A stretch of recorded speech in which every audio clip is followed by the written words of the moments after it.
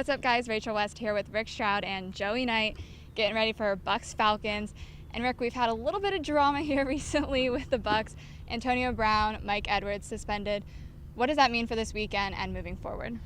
Well, I mean, both players were injured, so we don't know ultimately what Mike Edwards would have been able to do. Antonio Brown's going to be out not just this week, but would have been out for the next week game as well. Now, neither one is eligible really to come back until December 26th against Carolina.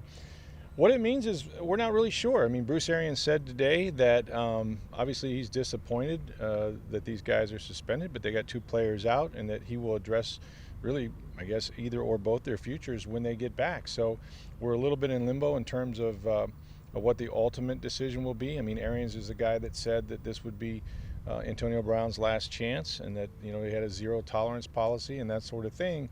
He's very disappointed because he's been really serious about COVID, about taking care of each other.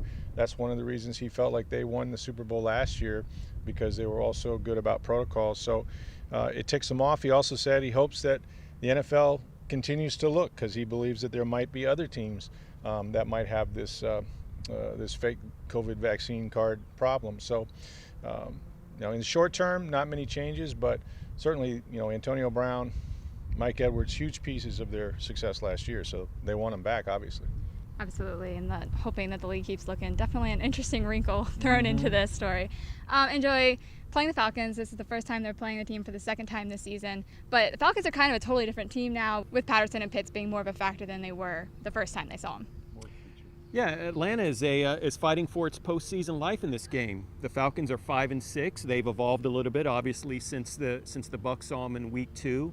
What's hurting them? Calvin Ridley, their feature receiver, he's not playing right now. He's focusing on his mental health. But Cordarrelle Patterson has become, you know, one of the premier weapons in the NFC, as we've all seen. And Kyle Pitts, the rookie from Florida, he's had his moments since the Bucs saw him. He had a couple of 100-yard games in mid-October, just brandish his potential. He's been on a little swoon since then. The Falcons say it's just a details thing in the passing game.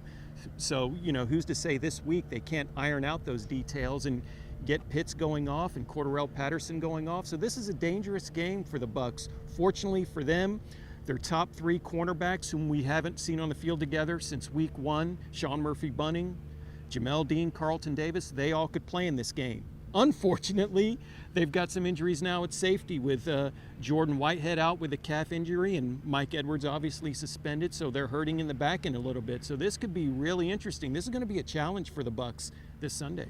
Absolutely, and it's a challenge in itself because it's a division game, Rick. The importance heightens slightly.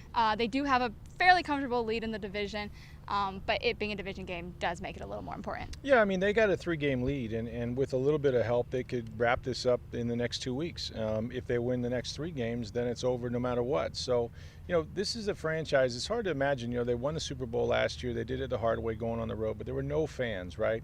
I'm not sure you're going to see that repeated very often, and they know this. This franchise has not won the NFC South since 2007. And for somebody as young as you, that's when the iPhone came out that year, okay? Just to put that in perspective, The Departed was the Oscar. I think I was in 3rd grade. Movie of the year. Okay, thank you for that. But that's how long ago it was. Jeff Garcia, who's 51 years old, a little bit older than Tom Brady, was the quarterback. They need to win this division. They need to take care of business. They've got the big lead. Atlanta is still in the playoff hunt. They have plenty to play for. But if they can win this week, follow that up, it might not even matter when they get to the 2 games in Carolina the last 3 weeks. They may have this division sewn up. And then it's about having a home playoff game and maybe even a better seed in the playoffs, and maybe more than one home playoff game. So very important when you get back in the division that you take care of business, finish this off, and win the title. Definitely a big, important division matchup this weekend, Bucs Falcons. Make sure you guys are keeping up with all of our coverage of it over on social media at Sports by Tampa Bay Times, as well as tampabay.com.